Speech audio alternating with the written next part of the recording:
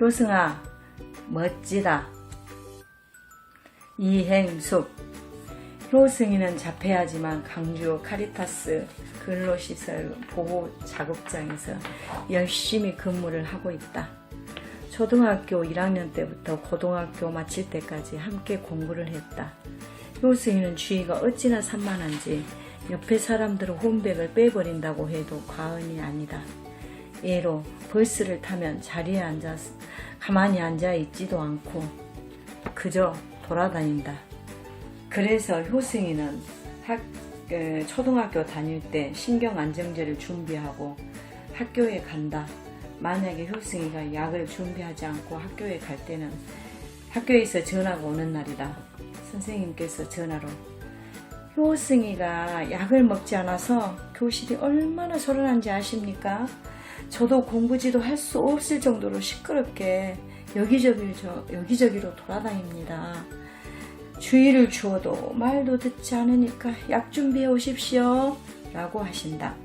그뿐만이 아니다. 어느 날은 여러 학생들과 체험학습을 갔다.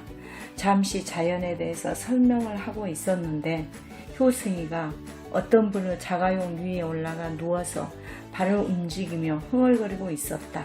그때 차주께서 헐레벌떡 뛰어와서 저 뭐 어때나요 엄마? 뭐하요? 저 아이가 내 차 위에 누워있는데 차 긁히면 물어줄라요? 비싼 차인데 보이지 않아요? 라고 큰 소리로 외친다. 그 소리를 들은 효승이는 재빠르게 그 어디로 도망을 가면서 아저씨 바보 우리 엄마 아니고 쩐쟁님인데 메롱 하면서 그냥 도망을 가 숨어버린다. 그때면 함께 체험학습 온 학생들과 효승아 어디 있니? 빨리 나와라 외치기 시작을 한다. 찾을 때면 앞으로 효승이는 체험학습 데리고 오지 않을 거야. 나무차 위에 올라가고 또 어디로 도망가 찾게 만들고 아무튼 선생님 화난다. 그리고 엄청 마음이 아프다 라고 이야기를 한다. 그때 효승이는 쫀쟁님 이뻐요. 얼굴은 안 이쁘고 마음씨만 이뻐요 라고 자꾸 이야기를 하곤 한다. 아마 효승이는 나를 꼬드기는 수법이었는지도 모른다. 그리고 서로 장기자랑의 시간이다. 효승에게는 노래를 부르라고 해도 노래도 못 부르고 그러면 제일 잘하는 것 지하철 코스를 우리말과 영어로 다 해보라고 시킨다. 아이들은 모두 웃으면서 뭐 효승이가 뭐 알 수 있을까요? 라고 의심을 하면 가만히 듣고 있어. 효승이는 최고 잘하니까.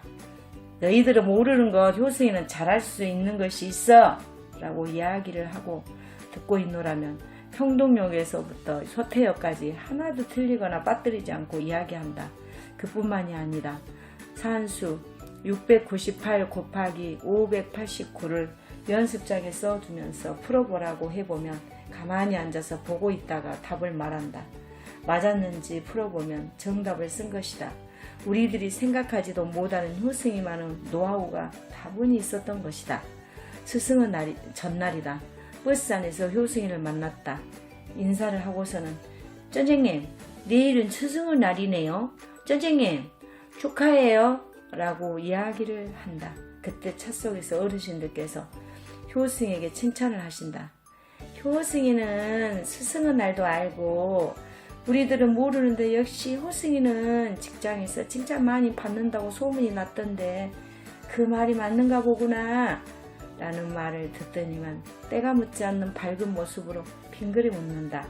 만약에 내가 효승이를 도서관에 데리고 공부하러 가면 옆에 사람들이 얼굴은 예쁘고 남자다운데 어쩌다가 저런 아들을 낳았어요?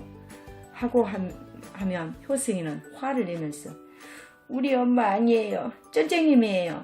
바보 그것도 모르고 라고 이야기하고서는 도서관 밖으로 도망을 가버린다. 그럴 때면 해야 될 공부도 못하고 찾으러 다니느라 예가 타곤했다. 하지만 지금은 열심히 공부를 해 기초적인 학습은 되어 있어서 광주 카리타스 근로시설 보호 작업장에서 하루도 결근도 하지 않고 즐거운 마음으로 열심히 일하고 있다.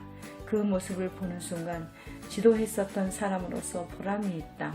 자폐아들의 특이한 성격 하나는 사람들과 눈을 마주치지 않는 습관이 있는 것이다. 하지만 길러주신 할머니와 나와는 눈을 마주치면서 열심히 공부를 했다. 언제나 효승이를 93번 버스에서 만나는데 나의 생각은 항상 효승이가 건강히 직장에서 멋지게 생활을 잘해주기만을 바랄 뿐이다.